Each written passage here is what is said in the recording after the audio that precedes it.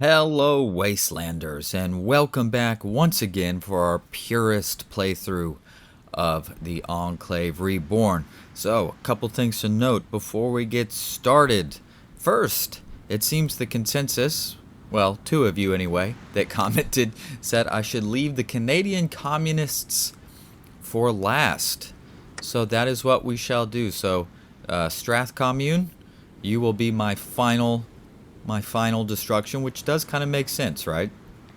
Take out those communists last. I kind of like that. I kind of like that. The second thing is I still can't figure out how to get the Washington Reborn focus to unlock. Requires taming Seattle. I have done that. But then it's got an X at Seattle Reclaimed. Now, and I think that's the problem. What have I not done that has not made Seattle reclaimed? And then I'll just keep doing focuses, and hopefully maybe it will present itself. But so far I have not been able to figure out what exactly that is. I tried to search the word Seattle, but that is the only focus that comes up with the word Seattle in it. So oh well, right? Oh well. So hopefully it'll come to us. But I would like to finish this. I would like to finish the tree out, so to speak. Otherwise, we probably need to find another enemy to go after. We have Project Guess. They could be one. Maybe the Flawed Parish. They could be another one. So we could start setting that up. Obviously, we still have to deal with this whole situation over here. You know what? Do we have some good airports in case I do decide to just drop in? Maybe I could try a pair drop maybe. If the whole naval dominance thing is not working, we could try something like that. We'll see. Because yeah, it is not coming through very well at all. So we have bases currently counting down for reconstruction. Yep, a pretty good set. We got, let's do a containment zone. How about Lost Mutant containment zone? Let's do that one, get started. We do have the search for caches in Washington going. Maybe that will have something to do with that. And then, of course, we have vaults. Let's get a couple going at a time. So let's start with Vault 38, Rest Within the Ruins of Austin, which would be right down here. Austin Mutant Containment Zone. Very nice. So let's start with Vault 38. The Terror of 38. Upon Enclave forces opening the vault, the situation quickly turned out to be dire. Inside of the vault were hundreds, if not at least 1,000 rabid mutants. Despite the fact that they were mutants, they swiftly overran the bastion at the entrance. Several vertibird gunships were called to gun down the mutants, leaving the interior of the vault somewhat damaged from the bombing. Additionally, ground forces on standby were wiped out, with even our power armor units being overrun. Although, perhaps wiped out is not the correct term. All of whom were killed by the mutants swiftly turned into the mutants. It took nearly 72 hours just to get the situation controlled, and then additionally 73 just to finally exterminate all the mutants. How did that happen? That is a good question, my friends. Now, let's start Vault 43, remains in the remains of Tulsa. So that would be Oklahoma up here somewhere. There we go, Tulsa. There you go. 20 men, 10 women, and a Panther. Vault 43 was one of our more zany vaults. However, it still served a purpose. That purpose being to see the element of human survival when faced with a predator with no weapons at their disposal. Sadly, it would seem that the Overseer was the first to be mauled by the Panther, along with two adjacent scientists and a female specimen. We thankfully found the Overseer's remains, what's left of them anyway, and it allowed us to access too much of the vault. It seems that it was fully stocked as intended for a full vault population, likely as many residents didn't enter the vault. As for the Panther, it would seem the Panther was killed by a busted-off pipe, given its skull was caved in by a metallic object. Not to let a thing go to waste, the bones have been collected for study and should be useful for analysis and how these pre-war beasts of the jungles of South America function. Do big cats even still exist? Good question. And now let's do one more vault right now. Vault 56. Rests near the remains of Bismarck. Okay, Bismarck was right over here somewhere, right? There we are. Hello, Bismarck. Right outside of Project Guest. Firefight at 56. We initially didn't expect much in Vault 56, as it long had stopped transmitting anything, so we figured it another failed experiment. Our lightly armored breaching team was instead met with a flurry of gunfire from the inhabitants of the vault. Several men were cut down before command realized what was actually going on. This was no malfunctioning automated security, but humanity within the vault.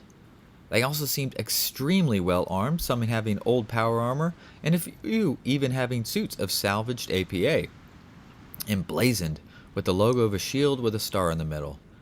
The fight lasted for hours on end, with Enclave APA forces needing to be called in, and even then the humans inside of the vault put a fight up against. As the dust settled, not a single one had surrendered, and what seemed like the entirety of the inhabitants were dead. But by the old and dusty vault suits, it became readily apparent that these weren't some random mutants who had breached the vault. Are they the vault dwellers themselves? I don't know. Pretty cool. Okay, so we got three pretty good stories coming in. Very nice. Alright, so where do we want to go? The Flawed Parish, perhaps? It's really the Nebraskan so we can declare war pretty much right away, which is pretty handy. The Last Redoubt. Are you part of anybody? Yes, the Last Redoubt is also part of this United Wallers of Nebraska. But there is no border with the Last Redoubt here. This is Enclave Maincom. So we'll put some divisions. And the fucking president's watching us like a hawk. We should be able to Enclave here. Push our way through here pretty easily. It's only 3 points of contact, actually. Ah, that's a no one. Enclave here. Yeah, shouldn't be a whole lot to this, Why to be isn't your honest. video feed working? Can't imagine they have too much military that can do a whole lot to us here. Last Redoubt, probably about 11,000. No, I'm sorry, that is the Flawed Parish. Last Redoubt, probably also about 11,000. And Nebraskan Conference, about 10,000. So, yeah, we shouldn't have too much trouble with that. Hatred for the Pure. According to surviving records, the vault's inhabitants hadn't done well initially. However, some got close to figuring out what was going on. Actually, some did figure it out, and it was them who sabotaged our monitoring equipment. It seemed that the guards in the vault had also been feeling guilty, and with the combined forces moved to the Overseer. It seemed that from there, the vault's inhabitants figured out what the Enclave was doing over time, and were utterly disgusted by this.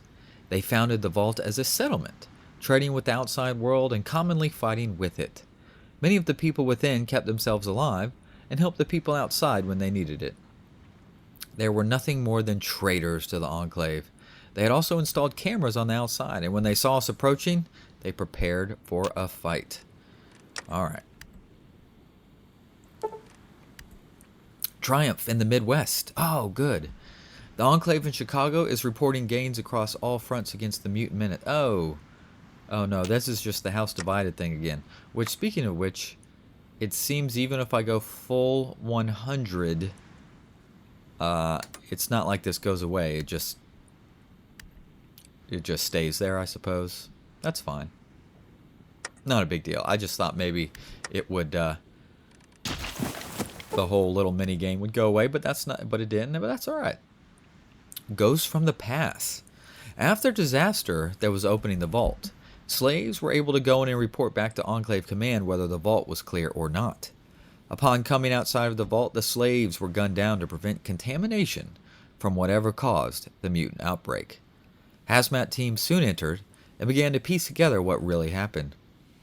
Investigations concluded the vault's purpose was to research and weaponize the blue flu with 100 doctors, 100 security guards, and 1,000 civilians. Eventually, the security guards revolted, attempting to release the civilians from captivity. In the chaos, the bioweapon was released, and from what we can gather, it was a massacre. Even today, the new plague haunts us. Not good. Don't love that. Everything's always tight around here at Enclave. Alright, so let's get our planning up to maximum.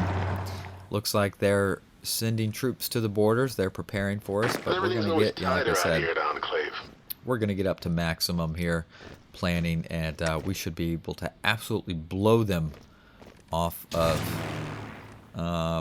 here. We could grab some planes just for a little boosty, right? Pre-war armor power cache found. So that was probably that Seattle thing.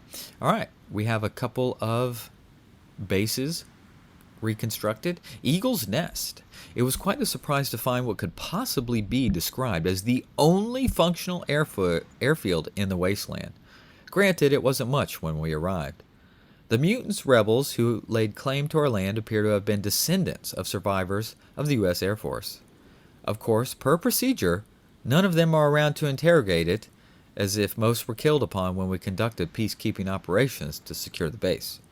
Regardless, the Air Corps was quick to begin construction of a functioning base, utilizing mutant labor to rapidly repair the airfield. It is with great honor that the air base is to be renamed as Anderson Air Force Base, and congratulations to the President, who led the Enclave to heights previously thought unobtainable. Well, this is a welcome surprise. Eagle Rock changes name to Anderson Air Force Base. Very cool. All right, here's a long one. Out from the Mojave. Located just a few feet by the Hidden Valley Brotherhood bunker, Davis Harvey Air Force Base served as a training site for Air Force pilots. Under Continental Air Command, Air Combat Command, and Strategic Air Command, Davis Harvey was used to turn pilots to be the best of the best. With the use of the small Henry Proving Ground located on site, Davis Harvey was used to test Air Force ordnance and new B-54 bomber systems. It was even from Davis Harvey that the majority of Strategic Air Command pilots and personnel were trained in how to operate the infamous B-54 bomber, which would become famous as the Sino-American War dragged on. What's more is that Davis Harvey was also used under Aerospace Defense Command to protect the numerous test sites of Nevada. These included the many nuclear test sites, of course, but also included the Repcon Rocketry Test Site, which was in charge of creating experimental rockets and missiles for the Air Force, leading it to no surprise when the bombs fell on it, destroying Davis Harvey and burying it under the intense desert sand of the Mojave. In the aftermath of the Great War, the descendants of Davis Harvey survived under the Brotherhood of Steel. Forming the Mojave Brotherhood at an unknown point in time, the Brotherhood of Hidden Valley used any remaining technologies of the installation to further their own technological process and to protect the people from themselves. With the Mojave Brotherhood removed, we have restored Davis Harvey Air Force Base back to active duty, allowing us to once more bomb our enemies into submission from southern Nevada. I thought the Brotherhood were all former Army personnel. Okay. Yes, but no. They were former military personnel from all over, but started by Maxon. Huh? Just don't question it. Oh, that was a funny little ending there. Hidden Valley changes name to Davis Harvey Air Force Base. Cool.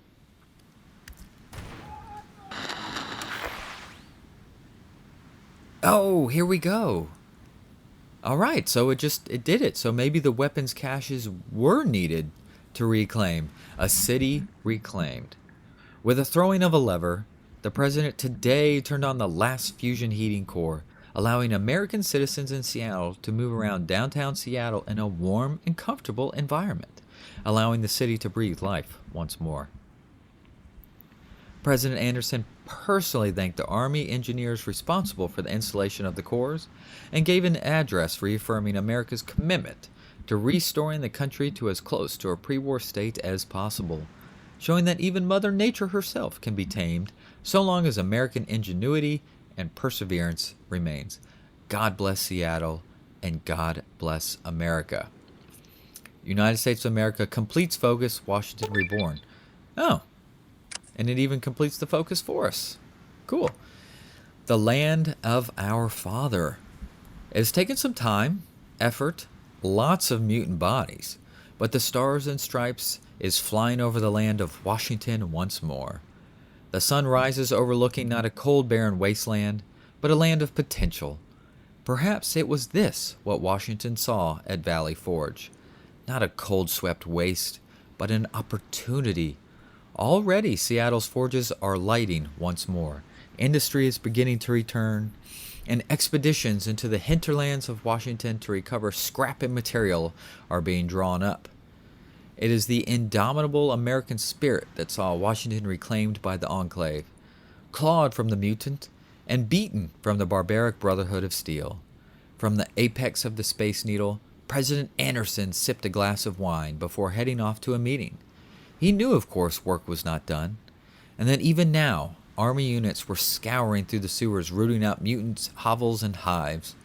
What was more, the forests were chock full of mutant survivors that needed to be purged. There was much work to be done. But for now, in this moment, he could rest on his laurels somewhat. Washington would be proud.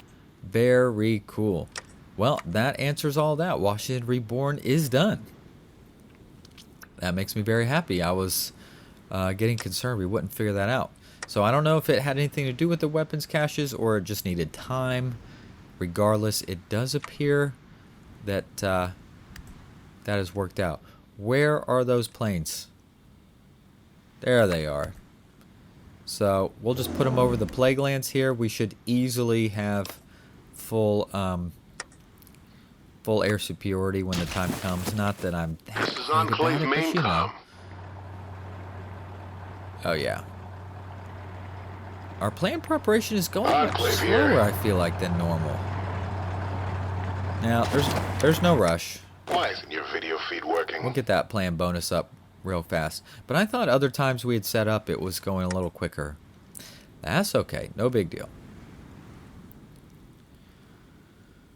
What is going on up here with this patrol? Very, very slow. Huh. The Broken Coast has 156 dominance. Well, maybe we could just go ahead and go to war with them. And maybe we can destroy whatever's in the water. I don't know. Waste not, want not. Unfortunately, we have no logs on what exactly happened here, given our sources, as it were, was killed by the beast before he could get to work. In fact, evidence suggests that upon realizing that the overseer was found out, he was immediately sacrificed to the Panther, along with the scientist before the Panther was domed by the pipe. All is not in vain, however, as it can be concluded, based on the low casualties, and the fact the Panther was defeated, that the experiment proved that humanity can survive against predators with anything in sight, rather than as simply given weapons. Truly, an important experiment now, if only the bastards didn't go on to form the local pain in the side with the mutants outside. It would seem, based on evidence found, that the dwellers from 43 would go on to form the tribe of the Painted Rock, the very same tribals that proved rather troublesome for our men. It's a good thing we eliminated every single one of them. The men, and not just them, but the women and the children too. We killed them like the pests they are. Really, if anything, we were putting these dogs out of their misery. Regardless, the vault is being cleared and renovated for human habitation. Why didn't they stay in the vault where it was safe? Good question. So I'm kind of tempted just to maybe even declare war against Broken Coast right now and see what happens. I mean, do they actually have some boats in here? Okay, it says they have 9 to 18 ships in the region. So maybe we can destroy them and just get our naval dominance that way. The X8 Biomechanical Testing Facility. Our troops pushed into the XH Research Center were instantly beset upon by Night Stalkers, cyber dogs, and a massive monster of a cyber mutt. After being pushed back, they moved in with heavy weapons and annihilated anything that moved, including 2 clones that were left behind in the initial retreat. With the area secure, our technicians are getting the facility back online. What they found are schematics for a larger, more aggressive version of the cyberdog named a warhound. These beasts should be more than capable of augmenting our forces in combat. Let a mutant try and fight back, we'll sick our massive hounds on them. That's a big dog. Adds technology warhound platoon. Is that something that has to be produced? I don't see warhound platoon. Is it a tank? Tank under tank? No, it's not an aircraft. So I'm not sure where old warhound platoon even would be, but that's okay. Not a problem. All right, so yeah, are we gonna? Oh, I probably should have done some training, huh? Oh well. Hopefully whatever they have isn't very good here.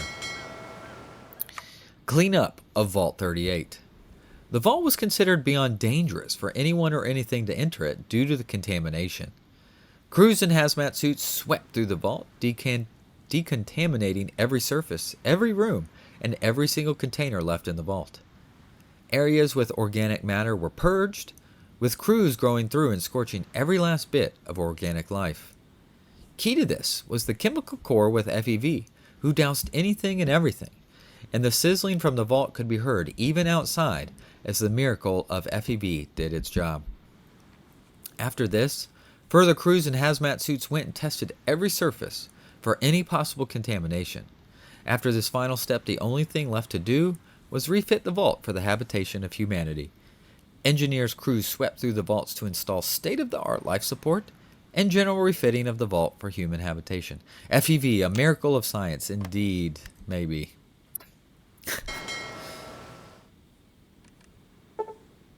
Alright, we have some more bases from the mountaintop. Located south of Sacramento, Castle Air Force Base served as a bomber base under Strategic Air Command, and when the time came, it served its purpose for the last time. Bombers leaving the base and out toward China for a final journey it would never return from. All the while, nuclear strikes pummeled the base and other nearby installations. In the post-war era, Castle became the NCR's primary training center for bomber pilots, and where bombers set out from when dealing with raiders such as the Yakuza and Jackals. With the NCR long removed from Castle, we have restored Castle Air Force Base once more to active duty, allowing the Strategic Air Command Base to once more serve its purpose and pounding the enemy's industry to dust. The Patrolmen's Depot. The Patrolmen campaign that didn't quite go our way, sadly. You can check it out. A lot of potential, a lot of good story in that Patrolmen campaign. Just didn't quite work out, huh? Located nearby Lake Charles, Chenault Air Force Base was under Air Continental Command and the 14th Air Force. A fighter base, Chenault had the primary job of defending the nearby Barksdale Air Force Base. However, it was not out of the possibility of assisting in combat operations. This was clearly shown in the invasion of Mexico in 2051, when we repelled the Cubans in 2057, and again when the Sino-American War kicked off. The fighters of the base were used to keep Chinese interceptors and aircraft out of the Gulf. Luckily, its positioning away from major cities and Barksdale saved the base, barely. It still suffered damage from the shockwaves when nukes struck Barksdale, the city of Lafayette, and other nearby installations. The Air Force Base was later used by the patrolmen. The remnants of the Louisiana Highway Patrol used the old fighter base to try to gain air superiority over the state of Louisiana. With any remaining patrolmen cleared out of the old Air Force Base, we have restored Chenault back to active service, once more allowing American fighters to fly over the state of Louisiana after almost 300 years of silence. Fly, Eagles, fly. Very cool. Oh, that's right, we got to do a focus. So we were working on some Area 51 stuff so we can do Big MT restored. But I kind of would also like to do some of this stuff under the Texas vault stuff. Maybe approach Texas Arms. We can't lie. Todd Howitzer has a winning smile. And we like the cut of his jib. TAA Estate State is now a core of the United States of America. I mean, I'll take a core, I suppose. Alright, there's transport glider, so we're going to do this anyway. We're going to do some transport stuff. Cargo plane. Let's start. I mean, who cares if I use... Oh, first of all, I already have 200 of them. Interesting.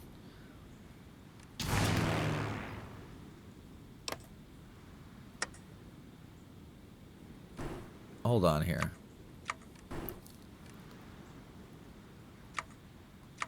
Let's get a couple planes.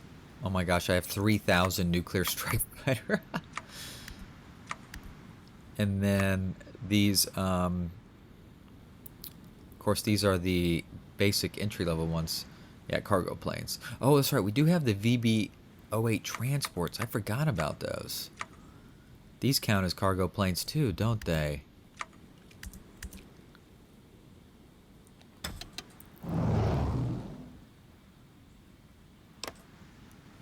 Oh, the Colombian Outlying Islands are their own airspace, not just the water. Gotcha.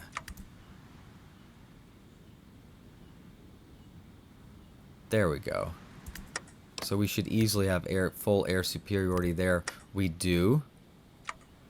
Okay. It's been a while since we've had since I've done a... How about we do a... let's try a paratrop. So I think we have to select... And then we select, right? There we go. Do I have enough plane for our 200 cargo transports? I wonder if that's good enough. We're about to find out.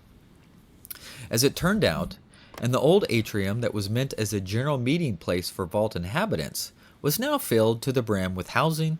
There was a full society down there. As they were wiped out in the firefight. Additionally, several unregulated expansions had been made to the vault, with agriculture and additional life support installed as they went. The old residents had founded a decent city in the vault. While they had done well, they could only do with what they had, which wasn't that much in the grand scheme of things. They had trade in life instead of just survival. If they weren't traitorous scum, we'd have commended them on this. But now we shall enjoy the fruits of their labor, especially as it makes it easier for us to restore the vault to working order. The only issue is we keep having to shoot off caravans who keep coming around looking to trade. We don't trade with mutants. Indeed. Enclave here. Alright, so they're gonna come up. Oh! I got naval invaded? No way. Yeah, look at that. I mean, I don't know if I'm really that concerned about it, to be honest. I am impressed they naval invaded me, though, actually. Wow. The new Vault 38. Much of the vault was already fully prepared for human habitation, and the majority of engineer work was repairing and retrofitting as needed. While some minor incidents were had with slaves seeming to get sick from what very well could have been the modified blue flu, or just the common cold. Either way, it didn't change anything. If the mutant was a threat to America, then that mutant would die. Simple as that. Engineering crews came in afterwards to install life support, along with self-sustainment for the vault. All that hard work paid off as our citizens arrived at Vault 38 to begin their new lives within the vault. Any and all mention of what happened has been strictly forbidden, with only select senior members of the security team, the chief medical officer, and the vault overseer made aware and on the lookout for any signs of infection. In the event there is, the vault is to be quarantined as a radiation outbreak and teams dispatched to confirm, and if so, remove the infected personnel immediately. Safety first. Vault 38 has been fully restored. Awesome. Let's do another containment zone. Alamo Maximum Security Prison. Another vault is complete. Opening day 56. With the shoddy post-war scrap habitats replaced and new ones restored to the Vault 56 opened its door. After wiping all surviving records of what have gone down in Vault 56, the new and loyal population began to settle in. President Anderson welcomed the new residents to the vault, and as residents of North Dakota as well. The security team at Vault 56 was issued with special instructions to monitor and alert nearby Enclave Air Corps units in the event a caravan was spotted, with rewards given out to any who spot what looks like a mutant caravan for airstrike. Alright, now 56 is also completed. Let's go! And the fucking president's watching us like a hawk. Yeah, pair drop is still preparing, indeed. Okay. Renovation of Vault 43. Work has progressed steadily in Vault 43, though not without setbacks. Seeing it was left derelict for over 200 years, much of the vault has to be replaced as they were crumbling in near collapse. Thankfully, the reactor shut itself down and after some tinkering was brought back online. Additional furniture and material is being shipped from out west, and the vault is expected to be ready for human habitation in a few weeks. On a side note, a Mrs. Penny Holkins, a widow from Navarro, has expressed interest in the vault and has dedicated several reclaimed arcade machines that apparently were the hobby of her husband, who died fighting California. As a Gold Star wife, who are we to deny such a request? Good to hear. Enclave Fair here. enough. All right, where's the rest of the crew? They're still motoring on up. And then we're gonna pair drop in and hopefully just absolutely crush them at that point. I hope. Ideally. Economic resurgence. Oh yes, yes, yes. All right, a lot of these bases have been whittled down to 17 days and below, so we can probably pop some more. There we go. So that's another very large list of bases to be working on. We got a containment. We got another vault that will be finished in 15 days. And then after that, we'll hit up some more vaults as well. We're just cruising along, boys and girls. Cruising along. Has my Navy done anything? Annoying. Looks like they're not able to catch them. Ah, that's a no one. Additional 7 transport wings are required. So if I hit go, will it do anything? No. Because it wants the whole 20 to go at a time. Okay. Desecration of the Alamo.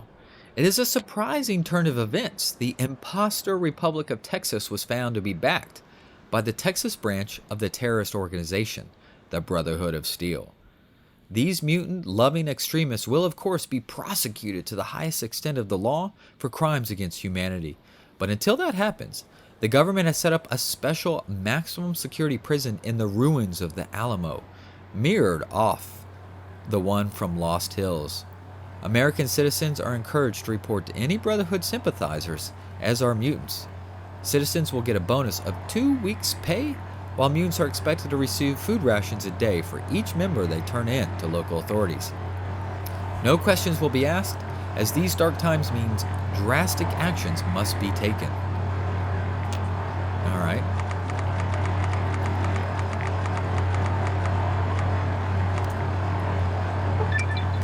Okay. All right. Approach Texas Arms. Oh, we even got a little event here. Todd Howitzer is quite possibly the only exception to mutants out there. The man truly is a visionary captain of industry, and despite the kill team we send in to arrest him, our officer reported back that instead we should listen to him. After a succession of commanders, the president himself finally decided to put his foot down and walked in. What he saw before him was 16 times the production, 16 times the output, and it all just worked. When Todd showed the president the TAA factory and the hundreds of mutant factory workers who were working in it, producing weapons by the thousands, the president didn't just want to work with him, but expand his operations. We can easily expand the factory sending in automation to make up for it, or we could set parts of it over to advanced production and allow Todd to expand his horizons. Todd Howitzer himself is willing to sign on to do both. All he needs is the president's handshake. I mean, it's not like I need any production or arms workshop, but either way, expand his factory and give him some mutant slave labor. There you go. Oh, which also did the industry of Texas underneath. Oh, which also adds, infantry production cost minus 16%? Production efficiency cap plus 16%? Wow, that's actually really good. I mean, it's a moot point now, but if we got that, if you needed that, that's a really good bonus. Let's also do what lurks beyond. Looks like this is in Oklahoma. We're getting disturbing reports of strange happenings in the old Watauga Correctional Compound. Something beyond this world. Something that is an affront to everything God created. Oh, that sounds interesting. Okay. So that probably means we're going to need... Actually, there's plenty here. Cargo, yeah. We are, I think, way short. This is Enclave main com. Yeah, we need an additional 7 transport wings. So I think each wing is 50 cargo planes, right? So this is going to take a little bit to get it up, but we'll get there. No big rush. Of course, at this point, Enclave here. I probably need to.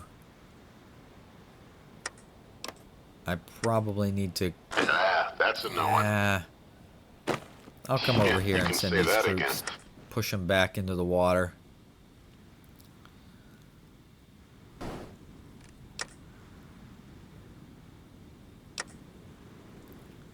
Alright, that vault is just a couple days from being done.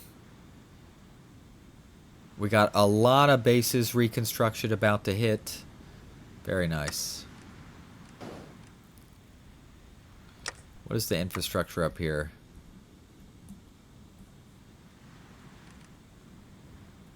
I think it's pretty well filled out. And the fucking president's watching us like a hawk. Obviously, I don't think they have anything that could ever really particularly harm us. Sentinel of the North Pacific. Serving as our North Pacific Fleet headquarters, Naval Base Kitsap served to keep American submarines and carriers fueled, supplied, and families housed while operating in the Northern Pacific.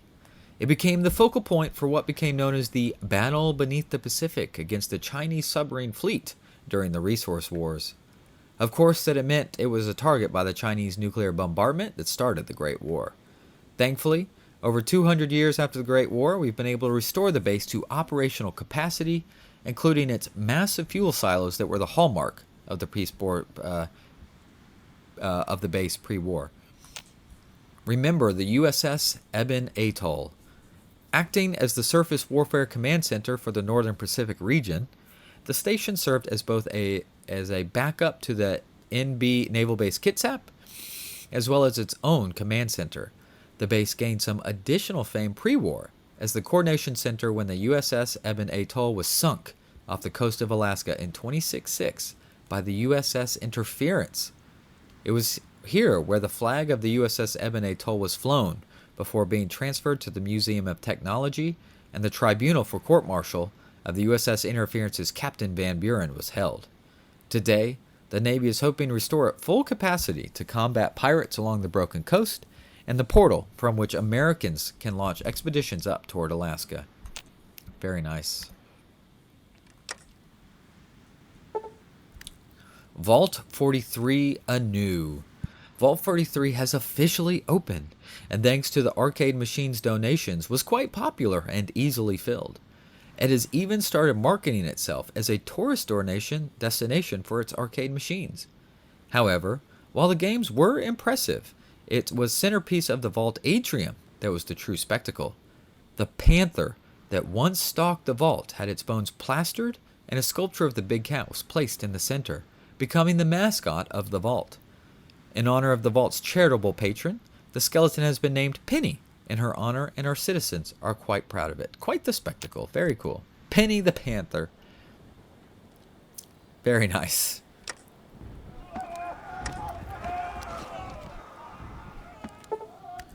All right. 4 bases have just come online. So I might have to take little reading breaks and sips in between each one. So bear with me. Look to the skies, Caesar. Protecting what was once the city of Los Angeles, Edwards Air Force Base took hit after hit during the Great War, nearly reducing it to a pile of rubble. Thankfully, the fallout kept scavengers from picking the base apart, and what's more, when the fallout subsided, the NCR turned it into the center of their Air Force, which, while laughable, restored some parts of the base to working order, making our job all the easier and allowing us to divert resources to improving the base facilities, creating a model for air bases as we continue east. The Air Force has expressed its desire and willingness to begin operations, especially since the base's strategic location in California make it a prime point for our eventual war with Caesar. Well, that already happened, but that's okay.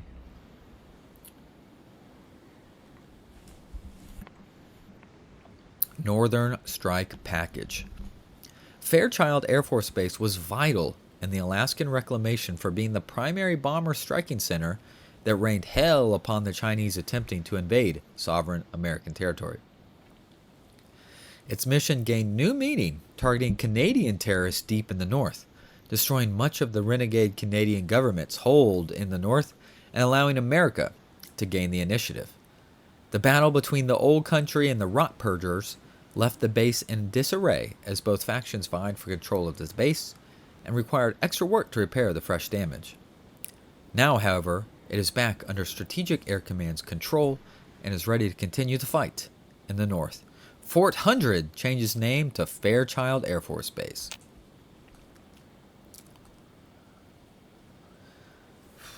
Shales Air Force Base. Located west of Eden, Texas, Goodfellow Air Force Base was the largest Air Force base in the state of Texas. Under Air Mobility Command, Aerospace Defense Command, and Air Education and Training Command, Goodfellow had the largest airstrips in Texas, yet it mainly served as a ground-based Air Force base.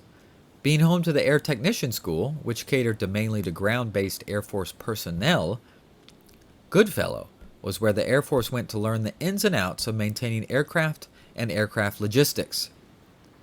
As the resource wars kicked up and worries of an invasion by China or even with Cuba mounted, Goodfellow was expanded to prepare for mass mobilization, with Aerospace Defense Command seeing a particular increase of activity at Goodfellow for defensive purposes.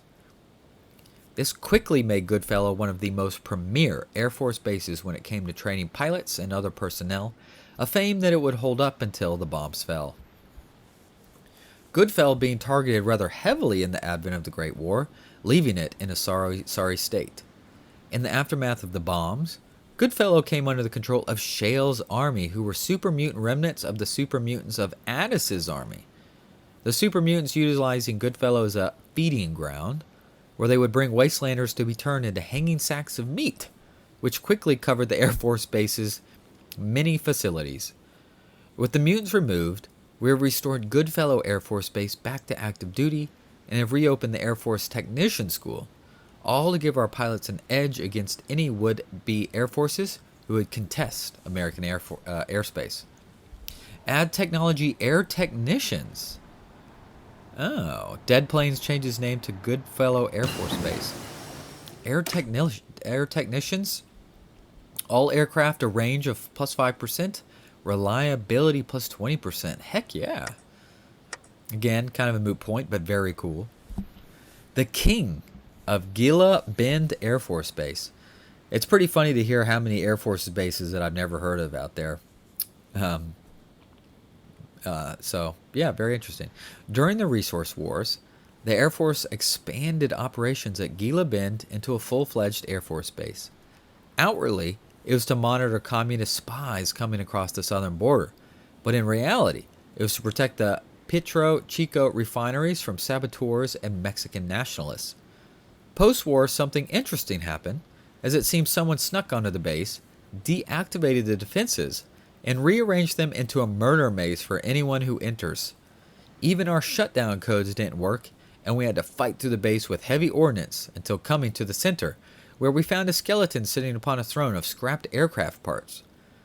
Whoever this person is has been lost to history, but the Air Force buried the body of the so-called King of Gila Bend, given the trouble they put them through.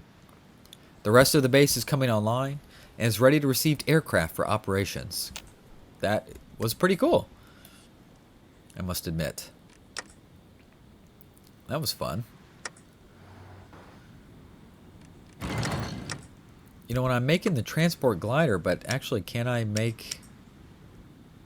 I can make the actual... Yeah, the vertibird transports are probably better. Service manpower. Not that I care about that. Oh yeah, these transport vertibirds are so much better. Why? I should have been doing that the whole time.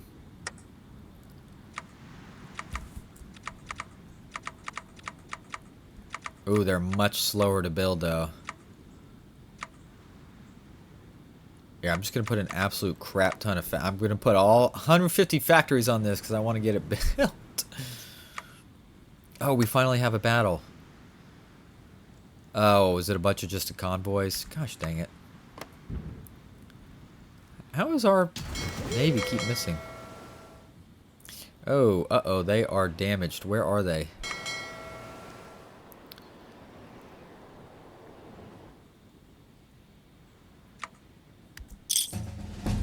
Yeah, you need to go repair ASAP. So we must have gotten a fight somewhere.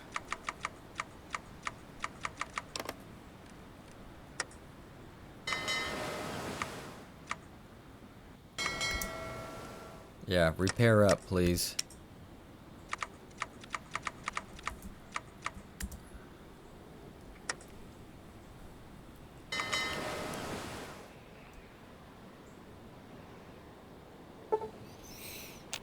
Yes, yes, economic resurgence. I know. Yeah, on the way to repair. Well, it looks like the damage was pretty superficial, actually.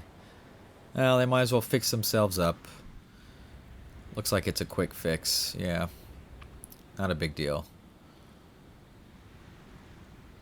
And then get your butts back out there.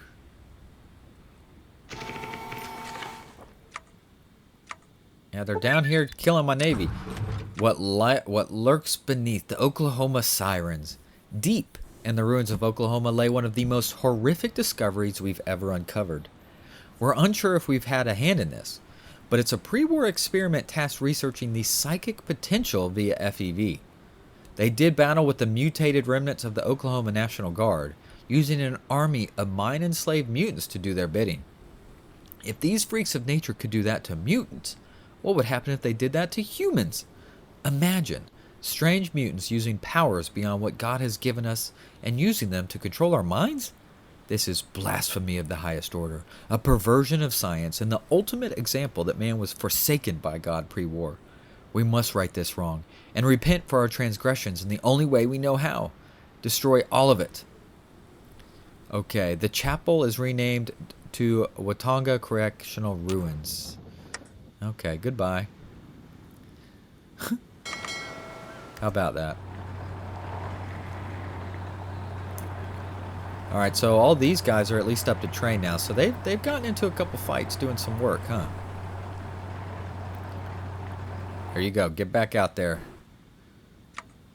Get back to work.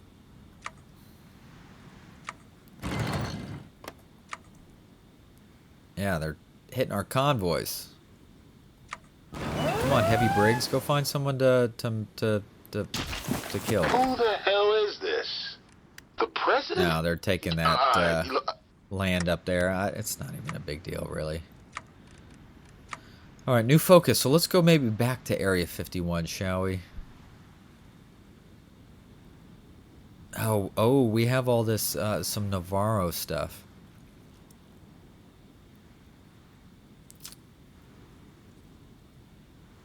Okay, so that would probably be some pretty good stuff to do, too.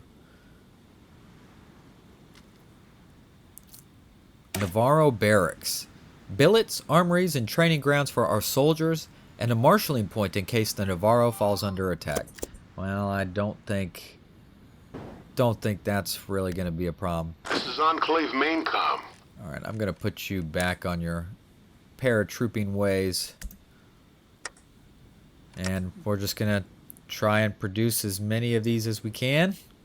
We got 150 factories on this, so hopefully that production growth can grow. Unless we can get some naval dominance, we'll do that too. Oh, this says they have 32 to 57 ships. So this little island has produced the heck out of some boats, it appears. How about that? Go figure. Oh well. Alright, so we don't have any vaults. We got some bases coming. We're doing some work there. I say we've probably done okay for today. Oh, I totally forgot about hitting these guys down here. Whoop. Enclave here. We should be, yeah, all maxed out. Well, then we'll just save that for the beginning of next episode. So when we come back, we'll do more vaults. This is kind of slowly getting smaller, right? Kind of. The vaults is the vault. Of course, I had gotten that smaller than more appear. The bases, again, slowly getting smaller. We're working through it. But we still have quite a few focuses that might be nice to do. So I really want to try and focus on getting through them as well. And look forward to seeing y'all soon. Please like, subscribe, leave any comments that you may have. Thank you so much. Stay out of trouble. Bye-bye.